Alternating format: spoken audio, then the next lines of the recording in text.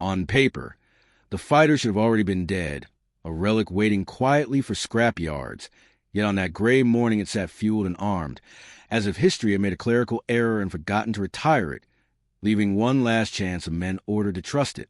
The ground crew worked without commentary, their movements slow from long nights and cold tools, checking rivets and fuel lines they knew too well.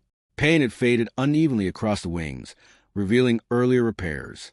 No one spoke about reputation anymore. Survival statistics had replaced pride across the entire airfield community. The pilot assigned to the aircraft had arrived only days earlier, carrying logbooks thicker than most but confidence worn thin by recent losses. Briefings described the machine as temporary, something to fill gaps until newer deliveries arrived. He listened, memorizing procedures, while privately calculating how much altitude margin determined existence. Winter clouds pressed low over the runway, trapping engine noise close to the ground. Exhaust smoke mixed with mist, coating everything with metallic taste. Mechanics signaled readiness, using gestures instead of voices. The war had grown loud enough that quiet moments felt unnatural, like pauses between distant artillery storms. Takeoff required patience, the aircraft accelerating slower than newer escorts already lifting ahead. The pilot held the runway longer, resisting instinct to pull early. When wheels finally separated from concrete, vibration traveled to the frame like a warning. Yet the climb began steadily, engine tones smoothing into an unexpectedly confident. Formation altitude exposed thin sunlight above cloud cover, revealing bomber streams assembling in disciplined columns. Radio chatter remained clipped and professional, masking exhaustion. The fighter settled into escort position, fuel consumption lower than expected. Gauges moved slowly, reassuringly, suggesting the aircraft could remain longer than planners had originally calculated today. Crossing into hostile airspace changed atmosphere immediately. Contrails appeared far above, thin white scratches signaling distant patrols. Anti-aircraft bursts marked industrial zones ahead, black clouds expanding slowly. The pilot adjusted mixture and climb angle, coaxing performance carefully. The aircraft responded predictably without strain, encouraging trust where none previously existed quietly. Hours into the mission, heavier escorts requested fuel prioritization and began gradual withdrawal. The older fighter remained, engine temperatures stable, fuel reserves comfortable. The pilot noticed increased radio dependence from bombers now lacking full protection. Responsibility shifted subtly, expanding beyond assigned role into something closer to guardianship for survival margins. Enemy reconnaissance eventually tested perimeter spacing, probing for weaknesses. The pilot climbed aggressively, surprised by how quickly altitude returned after each maneuver. The aircraft felt lighter near the ceiling of thinner air. Gun heaters ticked quietly, preparing weapons while tension spread through muscles tightened by oxygen masks during high stress. No major engagement formed that day, yet small positioning victories accumulated. The fighter repeatedly arrived minutes earlier than expected, forcing enemy patrols to abandon optimal attack vectors. Mission commanders noted timings carefully. Small margins, measured in altitude and endurance, began translating into survival percentages across multiple squadrons during ongoing operations. Upon landing, the aircraft required less maintenance than anticipated. Crews checked cylinders, expecting overheating signs that never appeared. Word traveled informally through mess halls and maintenance tents. Pilots previously dismissive began asking technical questions, not out of enthusiasm, but from cautious recognition that dependable machines quietly extended life expectancy margins. Command staff reviewed fuel consumption reports and altitude logs late into the night. The numbers challenged previous procurement assumptions. In rooms filled with maps and cigarette smoke, planners considered reallocating these fighters to routes where endurance created measurable strategic leverage rather than frontline prestige in upcoming continental operations phases ahead. For the pilot, routine began replacing anxiety. Pre-flight rituals slowed, breathing steadied, and trust in engine vibration patterns grew instinctive. He still reviewed emergency landing sites constantly, but now calculation felt procedural rather than desperate. The aircraft had not become exceptional, only reliably present when needed during critical escort hours. Weather forecasts predicted worsening fronts across northern sectors, increasing mission difficulty. The fighter's stable handling in turbulence offered additional confidence. Crews began sealing minor gaps and reinforcing panels. Field modifications reflecting growing belief.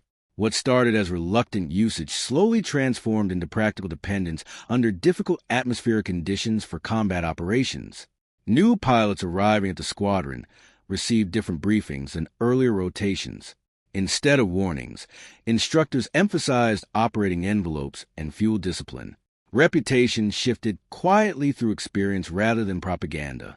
The aircraft earned acceptance through statistics, not celebration, matching the practical psychology of air crews shaped by sustained loss patterns continuously. Mission frequency increased as bomber penetration deepened into defended territory. The fighter's extended presence allowed staggered escort layering previously impossible. Tactical officers adjusted timing charts, coordinating climb phases more precisely. Small mechanical advantages now influenced operational art, demonstrating how overlooked engineering traits could reshape aerial doctrine across several command staffs. Letters home remained cautious, never describing aircraft types or tactics, only fatigue and weather. Yet tone gradually softened. Survival days accumulated, forming quiet confidence families could sense between lines. The pilot stopped calculating statistical life expectancy nightly, focusing instead on immediate tasks and crew routines during long deployment cycles overseas. Intelligence summaries slowly updated threat projections, noting unexpected interception delays. Enemy forces adapted, but operational planners now possessed new timing windows. The fighter's contribution remained statistical, almost invisible to public narratives, yet deeply valued within planning rooms measuring success in reduced casualty columns across several consecutive campaign reporting periods combined. By the campaign's middle phase, skepticism had largely disappeared. No ceremonies marked the transition. Instead, assignment boards simply listed the aircraft alongside newer designs without annotation. It had become part of the system, another dependable tool in a war increasingly decided by logistics and incremental advantages across continental industrial battlefields. Historians later would debate whether the aircraft deserved renewed respect or merely filled temporary necessity, but for the men who flew and maintained it, judgment remained simpler. It climbed when ordered, endured when required, and returned them home often enough to rewrite expectations about what obsolete truly meant in combat. By the second month, missions settled into a demanding rhythm that blurred days and nights. Pilots no longer discussed whether the fighter belonged in modern combat. Instead, they focused on how best to use what it offered. Briefings emphasized altitude corridors, weather layers, and fuel staging more than speed comparisons. The aircraft's cockpit smelled constantly of heated oil and worn insulation, reminders that age and reliability often lived side by side. Each sortie demanded patience during climb, but once above thick cloud banks, the aircraft settled into smooth efficiency. The engine tone stabilized, almost soothing, allowing pilots to conserve energy for the long hours, escorting bomber formations toward heavily defended manufacturing centers. Intelligence reports described enemy interceptor deployments growing denser each week, forcing Allied planners to adjust timing windows constantly. Heavier escort fighters burned fuel rapidly while climbing aggressively to meet threats, leaving gaps during extended return legs. The older aircraft began filling these vulnerable spaces, maintaining presence when others withdrew towards safer refueling bases. Bomber crews started recognizing its silhouette as reassurance, knowing at least one escort would remain until final enemy airfields passed. Pilots noticed how the aircraft retained control authority in thin upper air, responding predictably to small adjustments when oxygen masks made breathing labored. These traits never appeared clearly in official performance tables, yet they mattered during moments when positioning determined whether enemy fighters could reach firing range. Maintenance crews began experimenting quietly with propeller pitch settings and intake shielding to optimize high-altitude efficiency. Field engineers recorded results using notebooks stained with hydraulic fluid and coffee. Spare parts were scarce, forcing creative solutions using components salvaged from damaged aircraft. Every modification underwent cautious testing flights before operational adoption. Successes spread quickly between units, carried by transport crews and informal conversations during shared refueling stops. Gradually, commanders recognized patterns forming across multiple squadrons. The aircraft was not exceptional in direct combat acceleration, but it could reach engagement altitudes earlier if climbs began sooner and remained steady. Tactical planning shifted accordingly, launching certain escorts minutes ahead of bomber streams to establish protective ceilings. Enemy interceptors increasingly found themselves forced to climb harder before reaching attack positions, arriving with less maneuver energy. Gun camera film later showed more aborted attack runs than successful firing passes. Statistical reports showed modest but consistent reductions in bomber losses along routes where these fighters operated extended coverage patterns. Operational planners began mapping future escort corridors around endurance rather than speed. Pilots adapted their personal flying styles to exploit stability advantages, using smoother control inputs and maintaining altitude discipline during long patrol segments. The aircraft rewarded patience and punished abrupt maneuvers, teaching younger pilots mechanical sympathy through experience rather than instruction. Psychological strain remained constant, especially during extended exposure to anti-aircraft belts surrounding industrial zones. Black bursts of flak often expanded slowly at altitude, appearing deceptively distant before fragment clouds drifted through formations. The fighter's predictable handling allowed pilots to maintain precise spacing during these hazardous transit periods, reducing collision risk inside bomber formations. Weather frequently dictated mission survival. Ice accumulation along wing edges could reduce lift gradually, forcing constant throttle and mixture adjustments. The aircraft tolerated these corrections better than heavier platforms, giving pilots slightly larger margins before performance degradation became critical. Ground crews responded by improving de-icing fluid application techniques and insulating vulnerable control lines. These incremental refinements rarely appeared in official communiques, yet they influenced survival percentages across entire operational groups. Loss boards still recorded names weekly, but numbers began stabilizing enough to shift squadron morale from resignation toward cautious professionalism. Veterans stopped warning newcomers about inevitable losses and instead taught them efficient high-altitude engine management. Operational planners increasingly assigned these fighters to regions where enemy radar coverage created narrow interception windows. By arriving earlier and remaining longer, they complicated enemy coordination timelines. Signals intelligence later suggested opposing controllers misjudged escort withdrawal times, committing interceptors too late. While this did not eliminate losses, it forced enemy pilots into less advantageous engagement geometry. Bomber formations could cross critical industrial nodes with marginally reduced pressure. The fighter thus transitioned from stopgap equipment into specialized strategic asset, supporting long penetration doctrine development. Training manuals slowly incorporated updated guidance emphasizing altitude staging and fuel reserve discipline. Pilots shared practical techniques through handwritten notes tucked inside briefing folders. Stories circulated about aircraft returning with minimal fuel, yet engines still running smoothly at cruise power. These accounts were not heroic tales, but practical lessons reinforcing trust in consistent mechanical behavior. Squadron leadership encouraged methodical flying rather than aggressive pursuit during escort phases. Survival and bomber protection remained primary objectives. Personal pride gradually redefined itself around reliability and mission completion. Letters home from pilots mention routine weather observations more often than combat encounters, reflecting psychological adjustment to endurance-based warfare. The aircraft had quietly reshaped what success meant for crews flying daily into defended airspace. Enemy presence still intensified around critical industrial corridors, requiring constant tactical refinement. Mixed escort packages now integrated these fighters deliberately to maintain layered altitude shields. Debriefings focused on timing accuracy and fuel prediction more than dogfight narratives. The aircraft became central to planning charts, calculating coverage duration for each bombing wave. Medical officers noted slightly reduced combat fatigue among pilots flying these extended station missions, attributing it to smoother handling and predictable engine response. War remained unforgiving. Yet small technological advantages translated directly into preserved crews and sustained operational pressure against enemy industry.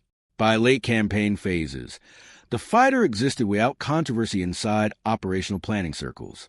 It was neither celebrated nor dismissed, simply trusted within defined parameters. Pilots approaching these aircraft before missions performed checks with calm efficiency, no longer measuring odds of survival, with each engine start. The war demanded machines that could remain present during the longest hours. And this aircraft provided exactly that. Its evolving role demonstrated how battlefield reality often redefined technological value.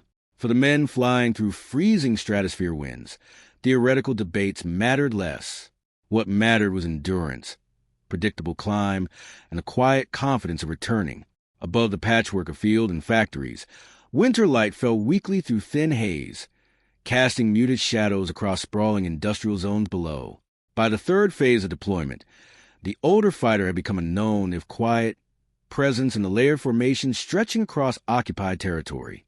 Pilots who had flown it for weeks understood the aircraft subtleties. Climb curves, stall margins, and throttle responses that were reliable when heavy machines might falter. Today's mission was larger than usual. A deep penetration escort of strategic bombers bound for an industrial hub still producing war material despite relentless Allied pressure. The morning briefing outlined expected enemy air coverage with meticulous precision. Intelligence officers had charted likely patrol vectors, enemy radar stations, and anti-aircraft belts, creating a plan that relied as much on timing and altitude discipline as on firepower. The fighter's specific role, initially dismissed by planners, had evolved. It would climb aggressively ahead of the bomber stream, establishing a protective screen at the highest effective altitude, exploiting the one performance metric it still held over most contemporary interceptors. Engines warmed steadily on the cold tarmac, propeller tips glinting faintly under weak sunlight. Ground crews moved silently around the aircraft, checking panels, adjusting fuel mixtures, and verifying control surfaces.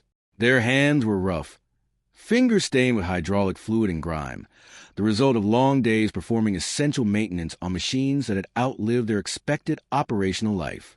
Pilots shared a brief nod with the mechanics before strapping into cockpits, the familiar smell of heated metal, oil, and exhaust filling confined space. The aircraft rattled gently as instruments came alive, gauges twitching to life with the first rotation of the propeller. Takeoff was measured. Unlike newer models capable of violent acceleration, this fighter required a patient, steady approach. Wheels lifted smoothly, and the climb began in earnest. Clouds rose ahead, thin curtains that soon thickened, obscuring the ground below and compressing spatial awareness. Visibility dropped, leaving only instruments and radio chatter to guide judgment. Formation flying demanded constant attention. Each pilot adjusted for turbulence, wingtip wash, and shifting wind layers. The older fighter's handling revealed subtle advantages as the aircraft absorbed gusts with composure, maintaining position relative to bombers and faster escorts alike. Hours passed in a rhythm of throttle management, course corrections, and monitoring enemy activity. Far below, factories belched smoke, their geometric patterns visible through gaps in the haze. Occasional bursts of anti-aircraft fire punctuated the monotonous engine drone, black puffs expanding slowly before dissipating into mist. Each burst served as a reminder of the stakes. Even small miscalculations in altitude or speed could prove fatal. As the formation approached critical interception zones, intelligence updates over radio indicated enemy fighters were inbound, scrambled from multiple airfields. Unlike earlier missions, these attacks arrived in organized waves, coordinated to exploit gaps in escort coverage. The older fighter's role became crucial. Its climb rate allowed it to intercept enemy formations before they could fully coordinate attacks against vulnerable bomber elements. At the first sighting, contrails streaked upward from the enemy approach, thin white lines marking the path of opposing aircraft. The pilot adjusted climb angle and throttle precisely, the machine responding predictably.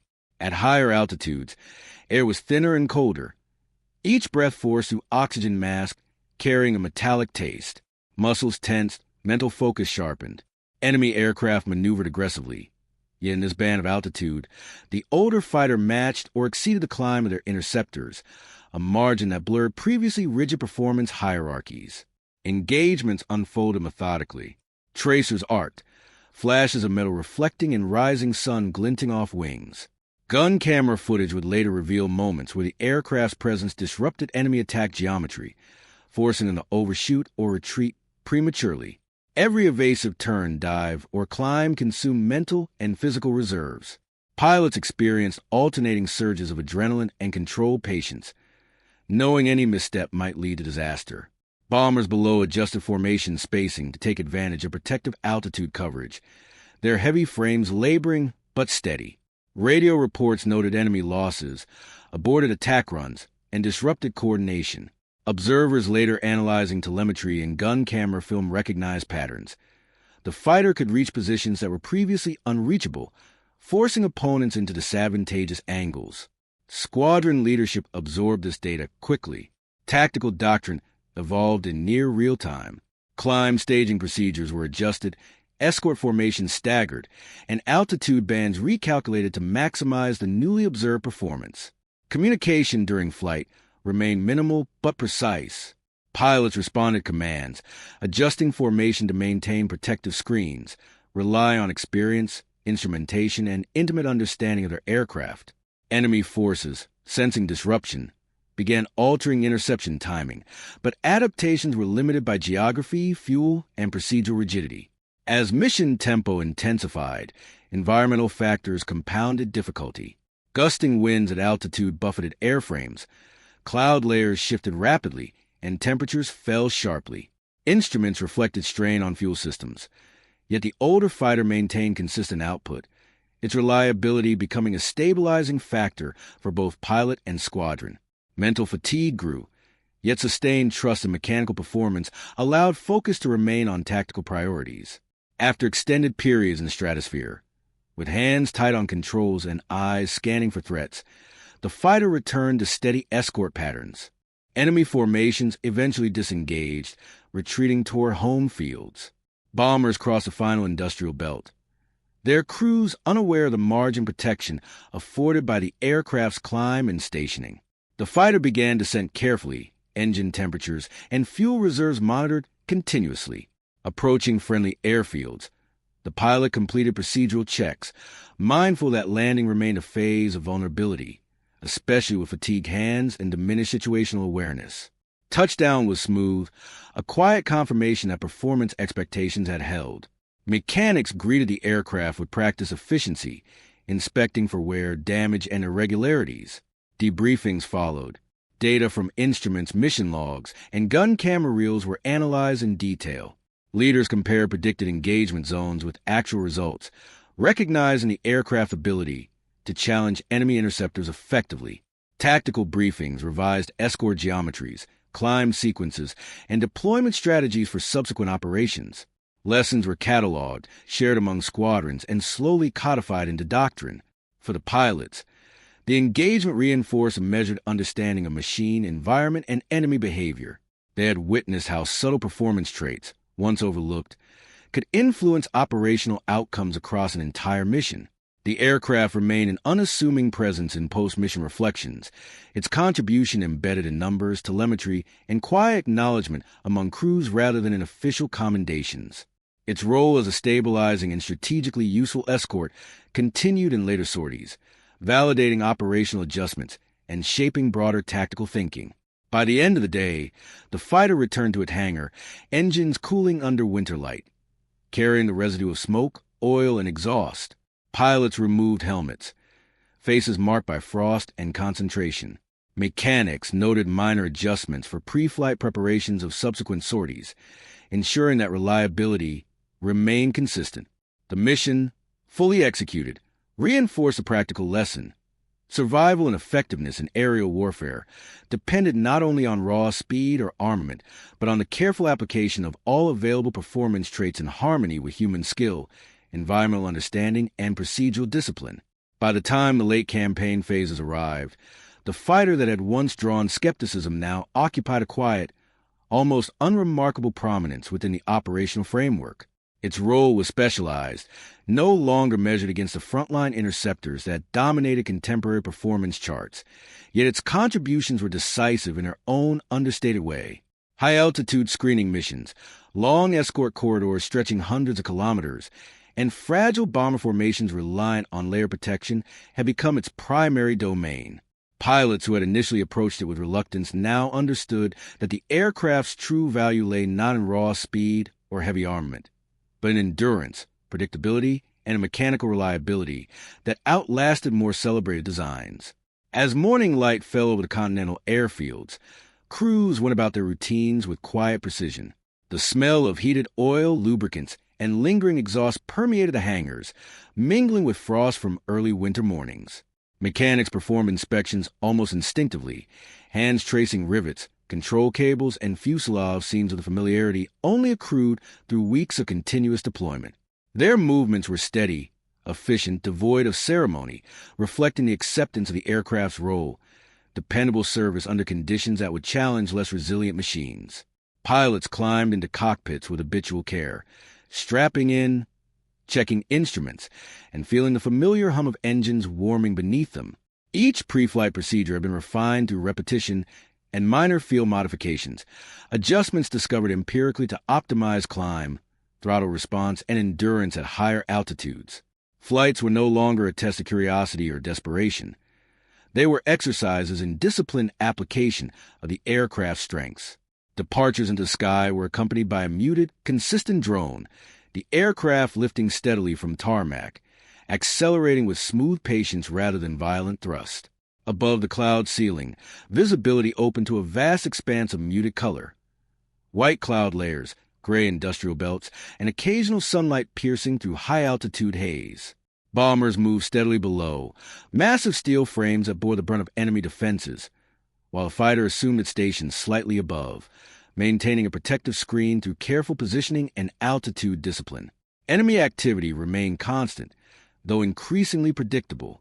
Radar networks, intelligence, and patrol patterns allowed planners to anticipate points of interception, aligning aircraft deployment to exploit endurance advantages.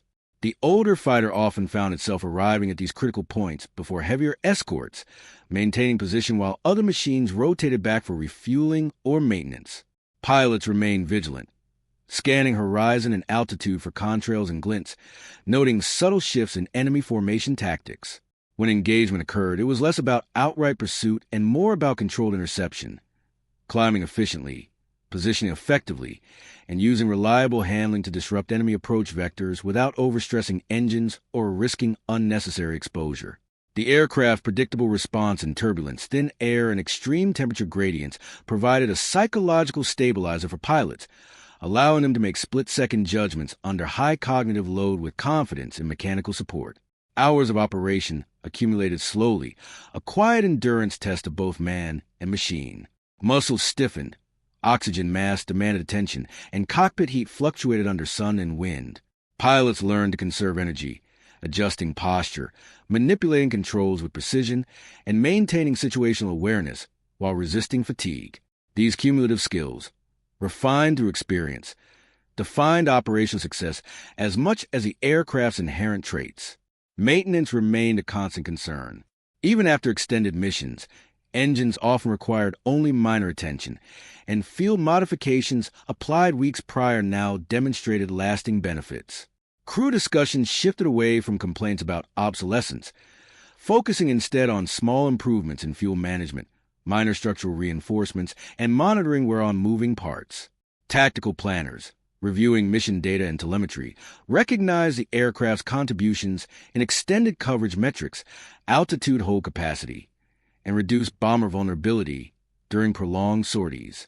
Statistical reports recorded gradual improvements in loss ratios where these fighters operated, though publicly the results were subsumed into broader campaign analyses. The aircrew, aware of the stakes, internalized these successes as personal validations of skill, discipline, and adaptation. Letters home reflected less fear than before. Pilots described weather conditions, operational patterns, and the fatigue of constant alertness rather than the technical specifics of enemy engagement. Psychological strain persisted, but confidence in the aircraft's reliability lent a measure of calm to an otherwise unrelenting operational tempo. Missions rarely required heroics. Instead, they demanded precision, timing, and endurance. Enemy forces adapted where possible, shifting interception points and timing, yet the aircraft's endurance frequently negated these adjustments, allowing bomber formations to maintain planned trajectories with reduced attrition. Over time, younger pilots were introduced to the aircraft with formal instruction supplemented by veterans' practical insights. Emphasis was placed on consistent climb management, maintaining altitude bands, and anticipating enemy approach patterns. These teachings reinforced a culture of mechanical respect endurance-based tactics, and procedural adherence, establishing doctrine rooted in lived operational experience rather than theoretical performance charts. Debriefings emphasize data interpretation, telemetry, fuel consumption, altitude consistency, and encounter geometry. Lessons learned informed subsequent missions, gradually integrating the fighter into a larger operational framework as a specialized tool for strategic aerial coverage. Commanders came to rely on the aircraft for tasks previously assigned to newer models, reallocating higher-performing interceptors to other assignments while leaving the older fighter to occupy zones where endurance and high-altitude performance mattered most. By the final stages of European campaigns, the aircraft had cemented its place in operational history. It was neither celebrated for innovation nor dismissed for obsolescence. It existed in a pragmatic equilibrium, its presence defined by reliability and functional contribution rather than prestige. Pilots who had once regarded it as a temporary assignment now spoke quietly of survival margins, mission completion, and the subtle advantages it conferred across prolonged operations. Its legacy persisted beyond individual sorties. In post-war analyses, historians highlighted how environmental adaptation, pilot ingenuity, and operational necessity could redefine technological value. The aircraft became a case study in how battlefield conditions, human skill, and subtle performance traits could collectively alter the utility of a platform initially written off as outdated. It demonstrated that success in war often depended not solely on raw specifications, but on careful exploitation of enduring strengths, strategic deployment, and cumulative operational learning. Returning to base after the last series of missions, pilots and crews moved with routine efficiency, engines cooling, instruments quiet, hangars still smelling of oil and smoke. The aircraft rested among its peers, unremarkable in appearance, yet carrying the imprint of countless hours at altitude, enduring environmental extremes and persistent enemy threats. Its presence symbolized the intersection of adaptation, reliability, and perseverance, a quiet testament to the unpredictable evolution of air combat. While the world will remember the faster, heavier, and more celebrated machines, the men who flew this fighter understood its value intimately. A survivor, a guardian, and an essential participant in the unfolding operational narrative of the European Air War. Its story, measured in endurance, climb performance, and consistent mission execution, closed the campaign with a sober reflection on the interplay of perception, adaptation, and practical utility, leaving a legacy not of spectacle but of disciplined, understated effectiveness.